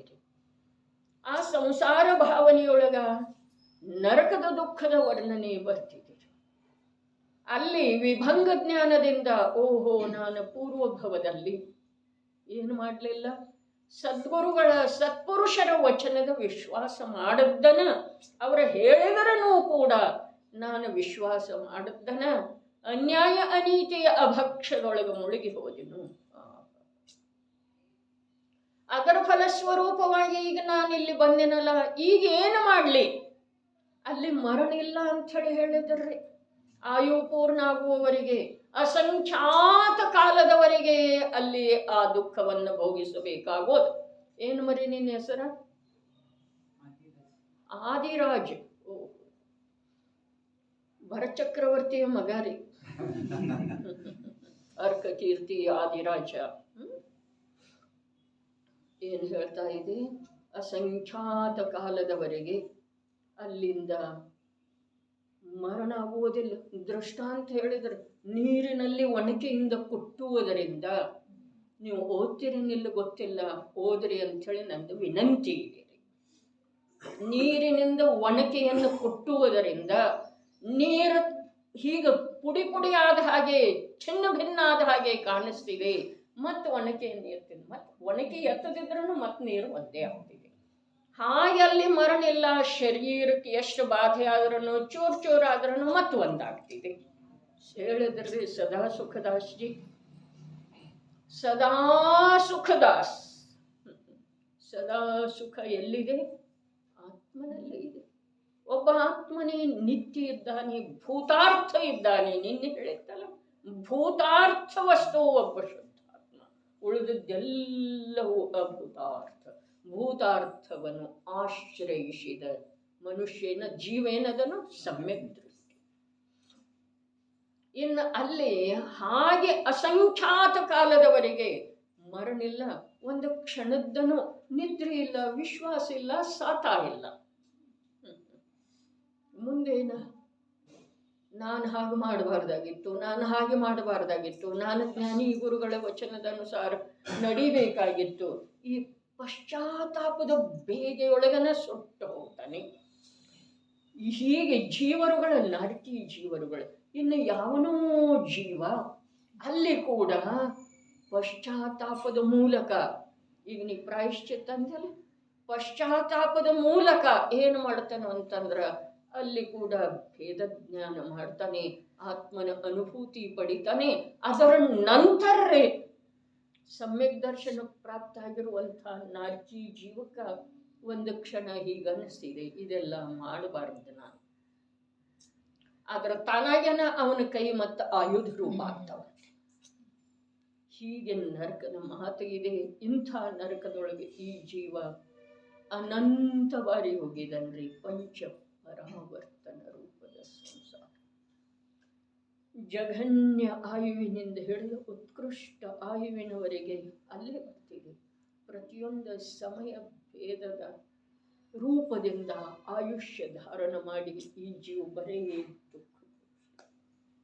ವಿಶ್ವಾಸ ಎಷ್ಟಾಗ್ತಾ ಇದೆ? ಯಾರಿಗೆ ಸರ್ವಥಾನ ಆಗಲಿಲ್ಲ ಅವ್ರ ಮಾತು ಬಿಟ್ರೆ ನಮಗೆ ಎಷ್ಟಾಗ್ತಾ ಇದೆ ವಿಶ್ವಾಸ? ಎಷ್ಟು ಆಗ್ತಾ ಇದೆ? ಹೌದಿಲ್ಲ? ಎಷ್ಟು ವೇಳೆ ಉಳಿತಿದೆ? ಆಗ್ತಾ ಇದೆ. ಎಷ್ಟು ವೇಳೆ ಉಳಿತಿದೆ? ಯಾಕೆ ಉಳಿಯೋದಿಲ್ಲ? ಯಾಕೆ ಉಳಿಯೋದಿಲ್ಲ ಅಂತಂದ್ರೆ ನನಗೆ ನಿಜವಾದ ಸುಖಕ್ಕಿಂತ ಕಾಲ್ಪನಿಕ ಸುಖವೇ ಪ್ರಿಯ ಇದೆ. ನಿಜವಾದ ಸುಖಕ್ಕಿಂತ ಸ್ವಾಧೀನ ಸುಖಕ್ಕಿಂತ ಕಾಲ್ಪನಿಕ ಮತ್ತು ಪರವಾಗಿ ಪ್ರಭು तू जगत को खुश करने के लिए अनंत भाव बिताए. ಜಗತ್ತಂದ್ರೆ ಪರಿವಾರದವ್ರಲ್ಲ, ಅವರು ಅದಾರನ ರೀ. ಅಷ್ಟಮಿ ಐತಿ, ತೀರ್ಕೊಂಡಿದಾರಲ್ಲ, ಹೋಗ್ಬೇಕು. ಅಷ್ಟಮಿ ದಿವಸ ಎಲ್ಲಿ ಹೋಗೋದಿರುವುದಿಲ್ಲ ಖರೇ, ಹೋಗಬಾರ್ದು ಖರೇ ಅಂತೇಳಿ. ಅಂದ್ರೆ ಏನು? ಇದು ಅನಿವಾರ್ಯ ಅನ್ನಿಸ್ತಿದೆ ರೀ, ಇದು ಬೇಗ ಅನ್ನಿಸ್ತಿದೆ ರೀ. ನಮ್ಮ ಅಪ್ಪಾಜಿಗೇನ ರೊಕ್ಕಾಕು ಏನಪ್ಪ ಸುದರ್ಶನ್ ಅಂತಿದ್ರ, ನೀವು ಯಾರು ಮಂದ್ಯಾಗ ಹೋಗೋದಿಲ್ಲ, ನೀವು ಸತ್ರ ಯಾರು ಬರೋರ ಚೇಷ್ಟೆ ಮಾಡ್ತಿದ್ದಾರೆ ತಾಯಿ ಮಕ್ಕಳ ಹಾಗೆ. ವೈನಿ, ನಾವು ಸತ್ತ ಮೇಲೆ ನಾವೇ ಇರುವುದಿಲ್ಲಲ್ಲ, ನೋಡಲಿಕ್ಕೆ ನಾವೇ ಇರುವುದಿಲ್ಲ, ಒಂದು ಮಾತು. ಮತ್ತು ಯಾವ ಶರೀರ ಇದೆಯಲ್ಲ, ಅದ ಶವ ಇದೆಯಲ್ಲ, ಅದು ತಮಗೆ ಬೇಡ ಆದ್ರೆ ಹೋಗಿ ಸುಟ್ಟು ಬರ್ತಾರೋ, ಅಷ್ಟೇ ಇದೆ ರೀ. ಅದು ಅಂದಿನ ಮಾತು ರೀ, ಎಂದಿನ ಮಾತ. ಇನ್ನೂ ಅಪ್ಪಾಜಿದು ಮದುವೆ ಆಗಿರಲಿಲ್ಲ ಅವಾಗ. ನಿಮಗೆ ಮಂದಿ ಬೇಡ, ಮಕ್ಕಳು ಬೇಡ. ಅರೆ ಮಂದಿನ ಮಕ್ಕಳನ್ನ ತಗೊಂಡು ಈ ಜೀವ ಅನಂತ ಬಾರಿ ಭವಸಾಗರದೊಳಗೆ ಮುಳುಗಿದಲ್ರಿ. ಅಲ್ಪದಾದಂಥ ಜೀವನದೊಳಗಿನ ಒಂದು ಕ್ಷಣ ತನ್ನನ್ನು ತಾನು ತಿಳ್ಕೊಳ್ಳುವ ಸಲುವಾಗಿ ಸಂಪೂರ್ಣ ಪ್ರಾಮಾಣಿಕ ಪ್ರಯತ್ನದಿಂದ ಜೀವ ಉದ್ಯಮ ಮಾಡಿದ್ದೆ. ಆದ್ರೆ ಯಾವ ಮಂದಿ ಅಲ್ಲಿ ಹೇಳಿದಲ್ಲ, ಜಂಬೂಸ್ವಾಮಿ ಚರಿತ್ರದೊಳಗ ಜಂಬೂ ಕುಮಾರ್ ಹೇಳಿದ, ಓದಿದಿರ್ಲ ಸುದರ್ಶನ್? ಜಂಬೂ ಕುಮಾರ್ ಹೇಳಿದ, ಯಾರಿಗೆ? ತಾಯಿಗೆ ಹೇಳಿದ. ಏನ ನಮ್ಮ ಪರಂಪರೆ ಹೇಗೆ ನಡೆಯೋದಪ್ಪ? ಮಹಾವೀರರ ಪರಂಪರೆ ನಡೀತಾ ಇದೆ ಏನಿಲ್ಲಮ್ಮ, ಅವರೇನು ಮದುವೆ ಆಗಿರ್ಲಿಲ್ಲ. ಅವರ ಪರಂಪರೆ ನಡೀತಾ ಇದೆಯೋ ಅಥವಾ ಇಲ್ಲ? ನೀನು ಒಬ್ಬನೇ ಮಗ, ನೀನು ದೀಕ್ಷಾ ತಗೊಂಡು ಹೋದ್ರೆ ನಮ್ಮ ಪರಂಪರೆ ಹೇಗೆ? ಮೋಹ ಮಾತಾಡ್ತಾ ಇದ್ರೆ ಅಲ್ಲಿ ಮೋಹಕ್ಕೆ ಜ್ಞಾನ ಉತ್ತರ ಕೊಡ್ತಾ ಇತ್ತು. ಈಗಿನ ಕಾಲದ್ದನ್ನ ಮಾತು ಹೇಳಿದ್ನಲ್ಲ, ಸುಮಾರು ಒಂದು 50 ವರ್ಷದ ಹಿಂದಿನ ಮಾತು. ನಮ್ಮ ವಂಶಕ್ಕೆ ಇನ್ಯಾರ? ಅರೆ ನನಗೆ ಸಿದ್ಧರ ವಂಶವನ್ನ ವೃದ್ಧಿ ಮಾಡೋದಿದೆ, ಈ ವಂಶವನ್ನ ಇಲ್ಲೇ ಬಿಟ್ಟು ಬಿಡೋದಿದೆ. ಭಾರಿಲ್ಲ ಅವರು ಒಂದು ಪ್ರವಚನದೊಳಗೆ ಬಂದದ್ದಿತ್ತು. ಈಗಂತೂ ಸ್ಪಷ್ಟ ಇದೆ. ಮನೆತನಗಳ ಎಷ್ಟು ಮನೆತನಗಳ ನಷ್ಟ ಆಗಿ ಹೋದು ರೀ, ಮುಳುಗಿ ಹೋದು. ಒಂದೇ ಹೆಣ್ಣು ಮಗು ಇರ್ತಿದೆ ರೀ, ಈಗ ಅದು ಇನ್ನೊಬ್ಬರ ಮನೆಗೆ ಹೋಗ್ತಿದೆ. ಈ ಮನೆತನ ಮುಗಿತೋ ಅಥವಾ ಇಲ್ರಿ? ಒಬ್ಬನೇ ಗಂಡು ಮಗ ಇರ್ತಾನೆ, ಸತ್ತು ಹೋಗ್ತಾನೆ. ಈ ಮನೆತನ ಮುಗಿತೋ ಅಥವಾ ಇಲ್ಲ? ತಂದೆ ಇರುವ ವೇಳೆದೊಳಗೆ ಸಾಯ್ತಾರೋ ಅಥವಾ ಇಲ್ಲ ಮಕ್ಕಳ್ರಿ? ಈ ಮನೆತನ ಈ ಕುಲ ಪರಂಪರೆ ಮುಗಿತೋ ಅಥವಾ ಇಲ್ರಿ? ಆದ್ರೆ ಆದಿದೇವರ ಪರಂಪರೆ ಇನ್ನೂ ಇದೆ ಇರಲಿ, ಮಹಾವೀರರ ಪರಂಪರೆ ಇನ್ನೂ ಇದೆ ಅಲ್ಲ. ಯಾರು ನಡೆಸ್ತಾ ಇದ್ದಾರೆ? ಯಾರು ನಡೆಸ್ತಾ ಇದ್ದಾರೆ? ಅವರ ಮಾತನ್ನ ಯಾರ ನಂಬಿ ನಿಜ ಶುದ್ಧಾತ್ಮನಲ್ಲೇ ಯಾರು ಒಂದಾಗಿ ಹೋದ್ರು ಅವರು ನಡೆಸ್ತಾ ಇದ್ದಾರೆ ಮಹಾವೀರರ ಪರಂಪರೆ. ಈ ಪಾಪದ ಪೀಳಿಗೆ, ಅಪ್ಪಾಜಿ ಹೇಳಿದ್ರು, ಪಾಪದ ಪೀಳಿಗೆಗಳಿಗೆ ಜನ್ಮ ಕೊಡುವಂಥವ ಅವನು ನಿಜವಾಗಿ ಪುರುಷಲ್ಲ, ನಪುಂಸಕ ಅಂತ ಹೇಳಿದ್ರು. ಪಾಪದ ಪೀಳಿಗೆಗಳು. ಅಲ್ಲಿ ಸಿಂಹ ಏನು ಹೇಳಿತು? ಹೊನ್ನೂರು ಪ್ರಭೆಯೊಳಗೆ ಒಂದು ಬಂದಿತ್ತಲ್ಲ ಸಿಂಹ, ಅದೇನು ಹೇಳಿತು? ನಿನ್ನ ಹಾಗೆನ ನಾಳೆ ಇದು ಬೆಳೆದು ದೊಡ್ಡದಾಗಿ ಅನೇಕ ನಿರ್ಬಲ ಪ್ರಾಣಿ, ನಿರ್ದೋಷ ಪ್ರಾಣಿಗಳನ್ನ ತಿಂದು ಹಾಕುವ ಸಲುವಾಗಿ ನೀನು ಇದನ್ನ ಬೆಳೆಸೋದಕ್ಕಿಂತ ಇದನ್ನ ತಿಂದು ಬಿಡ, ನಿನಗೆ ಹಸುವಿನ ಬಾಧೆ ಅಧಿಕ ಆಗಿತ್ತಂದ್ರ. ಎಲ್ಲಿದೆ ಭಕ್ಷ್ಯರಿಗೆ? ನಾವು ವಸ್ತು ತಿನ್ನಲಿಲ್ಲ, ಆದ್ರೆ ಅನ್ಯ ವಸ್ತುವಿನ ಸಲುವಾಗಿ ಪ್ರತ್ಯಕ್ಷ ಮಾತಂತೂ ಹೀಗಿದೆ, ಆಲೂಗಡ್ಡೆ ತಿನ್ಬೇಡ್ರಿ, ಹಸಿ ಬಾಳೆಕಾಯಿ, ಅದರ ಸ್ಥಾನದೊಳಗೆ ಅದರ ಹಾಗೇನೆ ಕೆಲಸ ಮಾಡ್ತಿದೆ. ಹೇಳ್ತಾರೇನಿಲ್ರಿ? ಯಾರು ಹೇಳ್ತಾರ? ನಾವು ಹೇಳೋದಿಲ್ಲ, ನಾವು ಕೇಳಿ ಹೇಳ್ತಾ ಇದ್ದೇವೆ. ಧರ್ಮದೊಳಗ ಉಚ್ಚ ಸ್ಥಾನವನ್ನು ಪಡೆದವರು ಹೇಳ್ತಾರೆ. ಹಾಗಾದ್ರೆ ಅಲ್ಲೇನಾಯ್ತು ಭಾಲಚಂದ್ರ, ಅಲ್ಲೇನಾಯ್ತು? ಇಲ್ಲಿ ಅದನ್ನೇ ಹೇಳ್ತಾ ಇದ್ದಾರೆ. ಭೋಗೋಪಭೋಗದ ವಿಜಯವಾಯಿ ಏನ ಭೋಗೋಪಭೋಗದ ತ್ಯಾಗ ಮಾಡ್ತಾ ಇಲ್ಲ. ಮಿಥ್ಯಾತ್ವ ಹೋಗಿದೆ, 2 ಕಷಾಯಿ ಚೌಕಡಿ ಹೋಗಿದ್ದಾವೆ. ಆದ್ರೆ ಅವೆಲ್ಲ ತಿಂತಾನಲ್ಲ, ಅವನಿಗೆ ಯಾವ ಹಿಂಸೆ ಆಗ್ತಿದೆ? ತಿನ್ನೋದ್ರಿಂದ ಏನಾಗ್ತಿದ್ದೀರಿ? ತಿನ್ನೋದ್ರಿಂದ ಏನಾಗ್ತಿದೆ? ಆದ್ರೆ ಅದಕ್ಕೆ ಸಂಬಂಧಿಸಿದ ಯಾವ ರಾಗಿದೆಯಲ್ಲ ಅದೇ ಜಾತಿಯ ರಾಗಿ ಇಲ್ಲಿದೆಪ್ಪ. ಅದಕ್ಕೆ ಸೂಕ್ಷ್ಮೋ ಭಗವದ್ ಧರ್ಮ.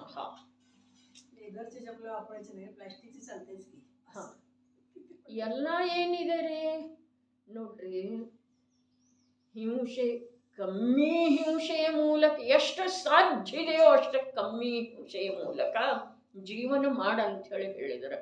ಹಾಗಾದ್ರೆ ಇದು ಹಿಂಸೆನೇ ಇದೆ ಅಂದ ನಂತರ ಯಾತಕ್ಕೆ ಅದನ್ನು ಮಾಡ್ತಾನೆ ಹೇಳ್ರಿ? ಯಾವುದರ ಸಲುವಾಗಿ ಹೇಳಿದರು? ಅಧಿಕ ಹಿಂಸೆಯನ್ನು ಬಿಟ್ಟು ಕಮ್ಮಿ ಹಿಂಸೆ ಮಾಡುವ ಸಲುವಾಗಿ ಹೇಳಿದರು, ಅಥವಾ ಹಿಂಸೆಯ ಪರಿತ್ಯಾಗ ಮಾಡುವ ಸಲುವಾಗಿ ಹೇಳಿದರು? ಹಾಗೂ ಸಾಯುವುದವು ಹೀಗೂ ಸಾಯುವುದವು ತಿಂದ್ರೆ ಏನು? ಅವು ಸಾಯುವಿದ್ರೆ ಸಾಯಲಿಲ್ಲ, ನಿನಗೆ ತಿನ್ನೋ ಭಾವ ಯಾಕೆ? ತಿನ್ನೋ ಭಾವ ಯಾಕ ಅಂಥೇಳಿ ಕೇಳಿದ್ರೆ ಅವನ ಹತ್ರ ಉತ್ತರ ಏನಿದೆ ರೀ? ಏನಿದೆ ಅಂದ್ರನ ಆ ಪ್ರಚಂಡ ರಾಗ ಏನಿದೆ ಅದುವೇ ಸರ್ವಜ್ಞರ ವಾಣಿಯನ್ನು ಕೂಡ ನಂಬಲಿಕ್ಕೆ ತಯಾರಿಲ್ಲ. ಏನಿದೆ? ಯಾವುದರ ಸಲುವಾಗಿ ಹೇಳಿದಾರ್ರಿ ಅವರ? ಒಂದು ನಿಷ್ಕಾರಣ ಕರುಣೆ, ಭಾವಲಿಂಗಿ ಸಂತರದ ನಿಷ್ಕಾರಣ ಕರುಣೆ ಇದೆ ರೀ. ಸರ್ವಜ್ಞ ಭಗವಂತರದೇನಿದೆ? ಅವರಂತೂ ಅನಂತ ಚತುಷ್ಟಯದೊಳಗೆ ಅಂತರ್ನಿಮಗ್ನ ಇದ್ದಾರೆ.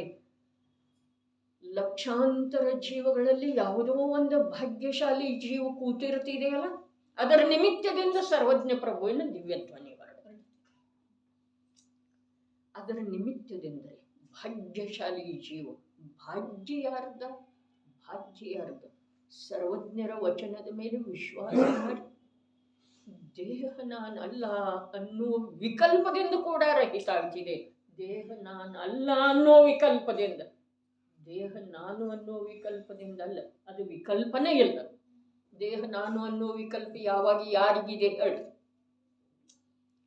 ದೇಹ ನಾನಲ್ಲ ಅನ್ನೋ ವಿಕಲ್ಪದಿಂದ ರಹಿತ ಯಾವಾಗ ಜೀವ ತನ್ನ ಕಥೆಯನ್ನು ಕೇಳುವ ಸಲುವಾಗಿ ಜಿಜ್ಞಾಸೆ ಮೂಡಿ ಬರ್ತಿದೆಯೋ ಅದು ಭಾಗ್ಯವಂತ ಜೀವ, ಅದು ಭಾಗ್ಯಶಾಲಿ ಜೀವ ಇದೆ. ಇವೆಲ್ಲ ಏನು? ವಸ್ತ್ರ, ಒಡವೆ, ಮನೆ, ಇವು ತಿರಿಯಂಚಿಗಳಿಗೂ ಅದವ್ರೆ. ದೊರೆಯ ಆನೆ ಅದು ಅರ್ಜುನ ಅದ ಇದೆರ್ಲೆ ಎಲ್ಲಿ? ಮೈಸೂರು ಅರಮನೆ ಅದ, ಅದರದ ಭಾಗ್ಯ ಇದೆ ಏನಿಲ್ರಿ? ಎಂಥದ್ದು ಭಾಗ್ಯ ಇದೆ? ಅಂಥದ್ದೇ ಇದೆ. ಅದು ಚಿನ್ನದ ಅಂಬಾರಿ ಹೊರ್ತಿದೆ. ಇದು ನನ್ನ ಮಗ ಅನ್ನುವ ಭಾವದ ಅಂಬಾರಿ ಭಾರ ಬರ್ತಿದೆ. ಹೌದು ಅಥವಾ ಇಲ್ಲ? ಅದರ ಹಾಗೇನೆ ಇದರದು ದೇಹ ಮೇಲೆ ಏನೇನೋ ಅದಾವ, ಅದರ ಹಾಗೇನೆ ಇದು ತಿಂತಿದೆ. ಅದು ಒಳ್ಳೊಳ್ಳೆ ಆಹಾರನ ತಿಂತಿದೆ. ಆನೆ, ಕುದುರೆ, ಈಗಿನ ಕಾಲದಲ್ಲಂತೂ ನಾಯಿ, ಮಂಗಗಳು ಕೂಡ ಎಷ್ಟು ಭಾಗ್ಯಶಾಲಿ ಇದಾವ ಅಥವಾ ಇಲ್ರಿ? ಅದಕ್ಕೆಲ್ಲ ಭಾಗ್ಯ ಅಂತಾರೇನ್ರಿ? ಭಾಗ್ಯ ಯಾವುದ? ಸರ್ವಜ್ಞ ಪ್ರಭುವಿನ ಸರ್ವಾಂಗದಿಂದ ಹೊರಟಂಥ ಸರ್ವ ಜೀವ ಹಿತಕಾರಿ ಯಾವ ದಿವ್ಯ ಧ್ವನಿಯನ್ನ ಆಲಿಸುವಂಥ ಸಂಯೋಗ ಪ್ರಾಪ್ತ ಆಯಿತೋ ಅದು ಭಾಗ್ಯಶಾಲಿ. ಇದು ಮೊದಲನೇ ಸ್ಟೆಪ್ ರೀ. ಅದರ ನಂತರ ಓಹೋ ಹೀಗಿದೆ ನನ್ನ ಸ್ವರೂಪ, ನನ್ನ ಸ್ವರೂಪ ಹೀಗಿದೆ, ನನ್ನ ಸ್ವರೂಪ ನಾನು ದೇಹದಿಂದ, ಕರ್ಮದಿಂದ, ಸಂಯೋಗದಿಂದ, ಇವೆಲ್ಲ ಶಬ್ದ ರೀ. ಶಬ್ದ ಜಾಲದೊಳಗೆ ನಾವು ಸಿಲುಕಬಾರದು. ಇವು ತಿಳಿಸಿಕೊಡುವ ಸಲುವಾಗಿ ದೇಹದಿಂದ, ಸಂಯೋಗದಿಂದ, ಕರ್ಮದಿಂದ ಭಿನ್ನ. ಇದು ಯಾತಕ್ಕೆ ಬೇಕಾಗಿದೆ ರೀ? ಇದು ತಿಳಿಸಿಕೊಡುವ ಸಲುವಾಗಿ ಬರೆಯ ಹೊರಗಿಂದ. ಅದೇ ಪ್ರಕಾರ ಇಲ್ಲಿ ಕಂದ ಮೂಲದ ಮಾತು ಹೇಳಿದರೆ ಅವನಿಗೆ ಬೇಕಿಲ್ಲ, ಆದ್ರೆ ಅವನಲ್ಲೇ ಯಾವ ಸೂಕ್ಷ್ಮ ರಾಗ ಉಳಿದಿದೆಯಲ್ಲ. ಏನು ರಾಗ? ಭೋಗೋಪಭೋಗದ ತ್ಯಾಗ ಮಾಡಿ ಪರಮ ನಿರ್ಗ್ರಂಥ ಅವಸ್ಥೆಯನ್ನು ಧಾರಣ ಮಾಡುವಂತಹ ಪುರುಷಾರ್ಥ ಆಗ್ತಾ ಇಲ್ಲ. ಯಾಕೆ ಆಗ್ತಾ ಇಲ್ಲ? ಆ ಒಂದು ರಾಗದ ಬೇಡಿ ಅವನ ಕಾಲಿಗೆ ಬಿದ್ದಿದೆ.